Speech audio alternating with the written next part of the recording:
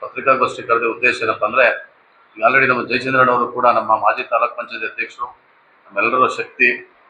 ಈಗ ಅವ್ರು ಹೇಳ್ದಂಗೆ ನಮ್ಮ ಮಾಗಡಿ ವಿಧಾನಸಭಾ ಕ್ಷೇತ್ರದ ಒಂದು ಸಮುದಾಯಕ್ಕೆ ಸೀಮಿತ ಆದಂಥ ವ್ಯಕ್ತಿ ಅಲ್ಲ ಬಾಲಣ್ಣವರು. ಎಲ್ಲಾ ಸಮುದಾಯದವರು ಕೂಡ ಒಂದು ಶಕ್ತಿಯಾಗಿ ನಿಂತ್ಕೊಂಡು ಇವತ್ತು ಪ್ರತಿಯೊಬ್ಬ ಸಮುದಾಯದವರು ಕೂಡ ಸಹಾಯ ಮಾಡ್ತಾ ಈ ಇಡೀ ಮಾಗಡಿ ವಿಧಾನಸಭಾ ಕ್ಷೇತ್ರವನ್ನ ಒಂದು ಮಾದರಿ ಕ್ಷೇತ್ರವನ್ನಾಗಿ ಮಾಡಿದ್ದಾರೆ. ಈಗ ಆಲ್ರೆಡಿ ನಾವು ಕಣ್ಮುಂದೆ ನೋಡಿರುವಂಥ ವಿಚಾರಗಳು. ಹಾಗಾಗಿ ಅವ್ರಿಗೆ ನಮ್ಮ ಉದ್ದೇಶ, ನಮ್ಮ ಮನವಿ ಡಿ ಕೆ ಸಾಹೇಬ್ರಿಗೆ ಅವ್ರನ್ನ ಮಿನಿಸ್ಟರ್ ಮಾಡಬೇಕು ಮತ್ತು ಈ ಜಿಲ್ಲೆಯ ಉಸ್ತುವಾರಿ ಕೊಡಬೇಕು ಅಂತ ಹೇಳಿ ಕೂಡ ನಮ್ದು ದಲಿತ ಸಮುದಾಯದ ಎಲ್ಲಾ ಮುಖಂಡರುಗಳ ನಿರ್ಧಾರ. ಎರಡನೇದು, ನಾವು ಯಾಕೆ ಅವ್ರಿಗೆ ಮಿನಿಸ್ಟರ್ ಕೊಡಬೇಕು ಅಂತ ನಾವು ಕೇಳ್ಕೊತಾ ಇದೀವಿ ಅಂತಂದ್ರೆ, ಇವತ್ತು ಅವರು ಸುಮಾರು 5 ಬಾರಿ ಶಾಸಕರಾಗಿದ್ದಂಥವ್ರು. ಮತ್ತೆ ಇವತ್ತು ಕಾಂಗ್ರೆಸ್ ರಾಮನಗರ ಜಿಲ್ಲೆ ಒಳಗಡೆ ಕಾಂಗ್ರೆಸ್ ಕೂಡ ಗಟ್ಟಿಯಾಗಿ ನೆಲೆ ಊರ್ಲಿಕ್ಕೆ ಅವ್ರದ್ದು ಶಕ್ತಿನೂ ಕೂಡ ಇರೋದ್ರಿಂದ ಅವ್ರನ್ನ ನೀವು ಮಿನಿಸ್ಟರ್ ಆಗಿ ಮಾಡ್ಬೇಕು ಅಂತ ಕೂಡ ನಾವು ಒತ್ತಾಯ ಮಾಡ್ತಾ ಇದ್ದೀವಿ.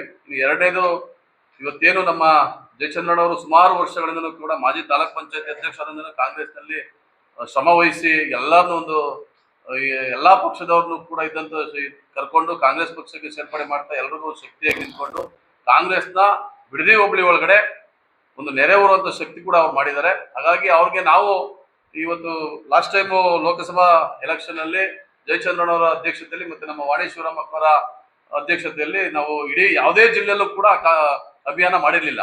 ಏನೋ ದಲಿತರ ನಡೆ ಕಾಂಗ್ರೆಸ್ ಕಡೆ ಅಂತ ಹೇಳಿ ಒಂದು ಅಭಿಯಾನ ಸ್ಟಾರ್ಟ್ ಮಾಡಿ ನಮ್ಮೆಲ್ಲರಿಗೂ ಕೂಡ ಶಕ್ತಿಯಾಗಿ ನಿಂತ್ಕೊಂಡಂತ ಜಯಚಂದ್ರನ್ ಅವರು ಮತ್ತೆ ನಮ್ಮ ಸೀನಣ್ಣವರು ಮತ್ತೆ ನಮ್ಮ ಶೇಖರಣ್ಣವರು, ಈ ಏನು ಕಾಂಗ್ರೆಸ್ ಪಕ್ಷವಾಗಿ ನಿಷ್ಠಾವಂತ ದುಡಿತಿರೋಂಥವ್ರಿಗೆ ನೀವು ಈ ಮಾಗಡಿ ವಿಧಾನಸಭಾ ಕ್ಷೇತ್ರದಿಂದ ಒಂದು ನಿಗಮ ಮಂಡಳಿ ಸದಸ್ಯರನ್ನ ಮಾಡಬೇಕು ಅಂತ ಹೇಳಿ ನಾವು ಅಧ್ಯಕ್ಷರನ್ನ ಮಾಡಬೇಕು ಅಂತ ಹೇಳಿ ನಾವು ಮನವಿ ಮಾಡ್ಕೊಳ್ತಾ ಇದೀವಿ. ಹಾಗೆ ಕೆ ಶಿವರಾಮ್ ಸಾಹೇಬರು ಸುಮಾರು ರಾಜಕಾರಣದಲ್ಲಿ ಬಂದಂತ ಅವ್ರಿಗೆ ಯಾವುದೇ ತರಹದ ನೆಲೆ ಕಾಣಿಸುವಂತ ಯಾವುದೇ ಪಕ್ಷದಲ್ಲೂ ಕೂಡ ಅವ್ರನ್ನ ಗುರುತಿಸಿ ಇದು ಮಾಡಲಿಲ್ಲ.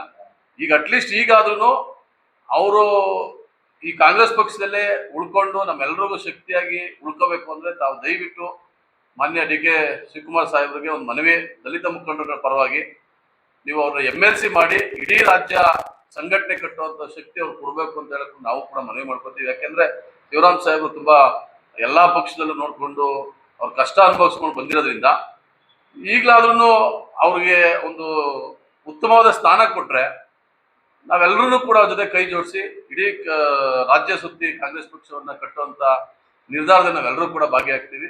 ಹಾಗಾಗಿ ತಾವು ದಯವಿಟ್ಟು ನಮ್ಮ ಮಾನ್ಯ ಡಿ ಕೆ ಸಾಹೇಬ್ರು ನಮ್ಗೆ ಈ ರಾಮನಗರ ಜಿಲ್ಲೆಯಲ್ಲಿ ಮುಖ್ಯಮಂತ್ರಿ ಆಗಿರೋದು ತುಂಬಾ ಖುಷಿಕರದ ವಿಚಾರ.